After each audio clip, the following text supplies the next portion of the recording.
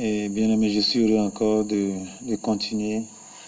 Et la seconde séance sur les commandements de Dieu avec vous. Aujourd'hui, nous allons lire dans le livre de Matthieu, Matthieu chapitre 22.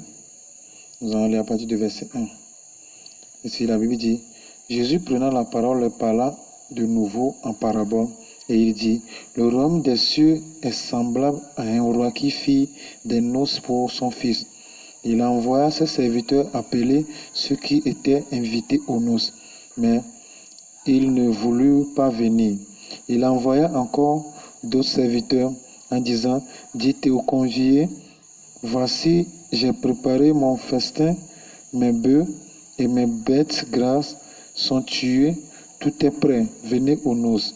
Mais sans s'inquiéter de l'invitation, ils s'en allèrent, celui-ci à son champ, celui-là à son trafic. Amen. Excusez-moi. Et nous avons lu du verset 1 jusqu'à 5. Ainsi, nous méditons le livre de Matthieu, chapitre 22.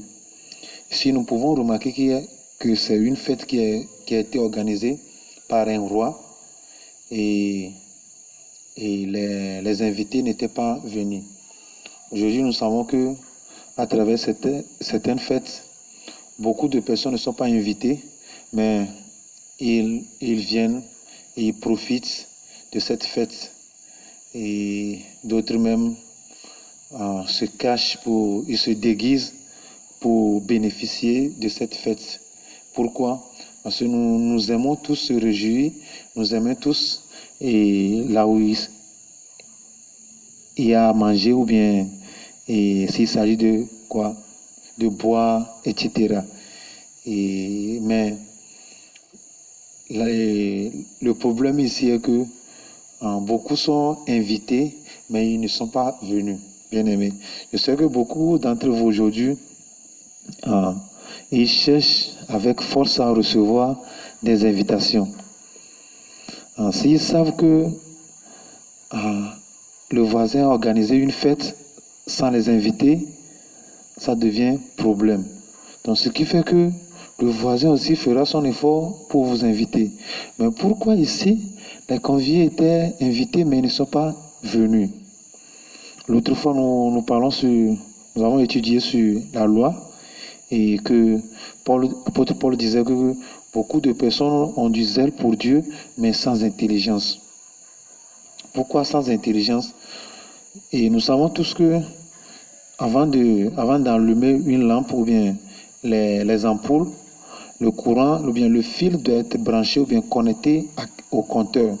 Et aussi, c'est connecté au compteur, automatiquement, si on prend le fil jusqu'à l'ampoule et en appuyant sur l'interrupteur, même avant que nous appuyions sur l'interrupteur, nous devons encore connecter le fil à l'interrupteur pour que si nous appuyons en même temps, ça va s'allumer en quelques secondes.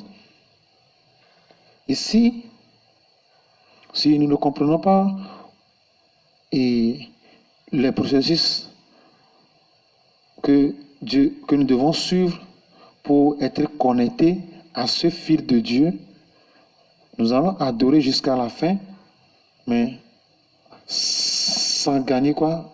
Bien de bénéfices. En Dieu, le seul profit qui est caché en Dieu, c'est quoi? C'est le salut. Mais si le salut n'est pas gravé aujourd'hui et nous sommes trompés que c'est demain que ça sera accompli, mais pourtant Dieu dit quoi? Cherchez premièrement le royaume et sa justice d'abord. Si nous ne trouvons pas le royaume et sa justice et nous pensons que c'est après notre mort, ça c'est quoi? C'est une grande tromperie. Ici, les invités, ou bien tout est prêt. On dit aux invités de venir, mais ils ne sont pas venus. Comme l'apôtre Paul disait que Christ est la fin de la loi pour la justification de tous ceux qui croient. Et beaucoup de personnes sont attachées dans l'ignorance dans cette loi qui n'arrivent pas à faire. En fait, la loi est impossible à l'homme. Nous pensons que c'est difficile. Si c'est difficile, ce qui veut dire qu'il y a la chance de respecter un jour. Ce qui est impossible, on ne peut jamais résoudre. On ne peut jamais résoudre. Si la loi est impossible, ou bien si c'est difficile, on devait citer beaucoup de personnes aujourd'hui qui peuvent témoigner ouvertement. Beaucoup de personnes jeûnent pour respecter ces commandements, mais avec une vie de tromperie ou bien une vie d'hypocrisie, ils montrent l'apparence aux gens qui sont sur la bonne voie. Mais pourquoi vous êtes trompés jusqu'à présent? Nous devons nous réveiller. À travers quoi? En connectant quoi? Notre cœur à la sainte parole. Si Dieu est caché dans la parole, alors nous devons nous connecter pour gagner quoi? L'héritage qui était sorti à travers la promesse, à travers la grâce. Il dit tout est prêt. Donc si tout est prêt, ça montre réellement quoi? C'est une grande grâce pour nous de venir et se réjouir gratuitement. Mais tout est prêt. Mais pourquoi Jésus-Christ parlait en parabole? On dit quoi? Venez aux noces. Venez aux noces. Si nous lisons le verset 11, on dit quoi? Le roi entra pour voir ceux qui étaient à table. Et il aperçut là un homme qui n'avait pas revêtu plutôt un habit de noces. Donc pour le roi ici, même si vous devez rentrer, vous devez vous revêtir de l'habit de noces. Si vous n'êtes pas dans cet habit, ce qui veut dire quoi? Vous n'êtes pas connecté à ce roi.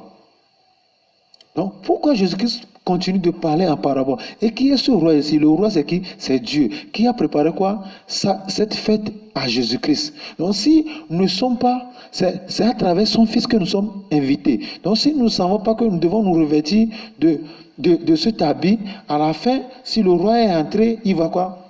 Il va nous chasser.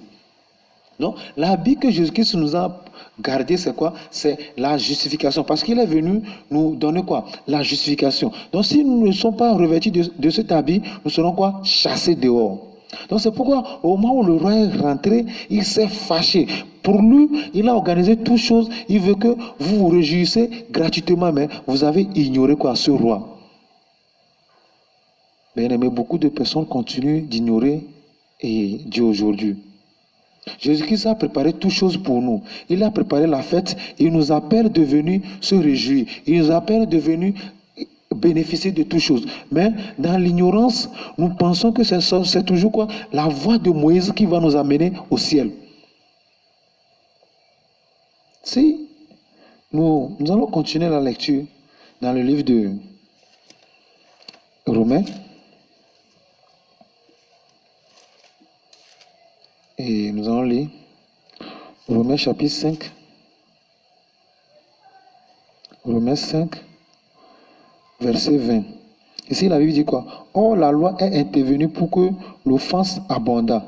Mais là où le péché a abondé, la grâce a surabondé. On dit que la loi est intervenue pour que l'offense abondât. Donc, les commandements sont venus pour quoi? Pour que l'offense se multiplie. S'il n'y a pas une loi, on peut faire quoi? De n'importe quoi. Donc, c'est à travers la loi qu'on reconnaît que ça c'est du vol, ça c'est la fornication, ça c'est l'adultère, ça c'est etc., etc. Donc, sans loi, la loi constitue quoi? Un miroir pour nous. La loi nous montre quoi? Nos défauts. La loi nous montre plutôt quoi? Comment on dit? Les péchés. Donc, sans loi, on dit quoi? La loi est intervenue pourquoi? Pour que l'offense abondante. Donc, à travers la loi, les péchés se multiplient seulement. Mais nous voulons, à travers la loi, cette loi, pour devenir quoi? Juste ce qui est comment on dit, complètement quoi? Impossible à l'homme. Si la loi est venue pour que l'offense diminue, nous devons voir les exemples. Mais la Bible dit quoi? La loi est venue pour que l'offense abondante. Amen, bien-aimé. On dit quoi? Là où le péché a abondé, quoi? La grâce a surabondé. Donc, si nous ne comprenons pas bien la manière dont les fils sont connectés et le processus sur lequel quoi, nous serons sauvés, bien que nous allons crier le nom de Jésus-Christ, parce que beaucoup de personnes ont prophétisé dans le nom de Jésus-Christ, ils ont guéri beaucoup de personnes dans le nom de Jésus-Christ, mais Dieu dit que quoi? Au dernier jour, je ne vous connais pas. Je ne vous reconnais pas. Parce que quoi? Vous avez le péché en vous. Bien aimé, si nous sommes devenus pécheurs à travers Adam, qu'est-ce que Jésus-Christ a? Pourquoi Jésus-Christ a souffert à la croix? Il dit quoi? Par ses meurtrissures, nous sommes guéris. Donc, Adam nous a gravé quoi? Le nom pécheur. Mais qu'est-ce que Jésus-Christ a gravé sur nous? Il dit quoi? Par ces meurtrissures, nous sommes guéris. Par ces meurtrissures, nous sommes sanctifiés. Par ces meurtrissures, nous sommes lavés. Par ces meurtrissures, nous sommes justifiés. Notre cœur doit se connecter à quoi? Au fil. Et ces fils sont devenus quoi? Les Écritures. Les Écritures disent quoi? Nous sommes justifiés à travers quoi? À travers le travail de Jésus-Christ. Nous sommes guéris à travers quoi? Le travail de Jésus-Christ. On dit quoi? Tout est prêt. Nous devons nous revêtir de ce que quoi? Jésus-Christ a préparé pour nous. Jésus-Christ dit qu'il nous a lavés. Mais toi, tu es venu, tu dis quoi? Que tu n'es pas lavé et que je suis quoi? Un pauvre pécheur. Ce qui veut dire quoi? Tu n'as pas l'habit de noces. Tu seras catégoriquement chassé.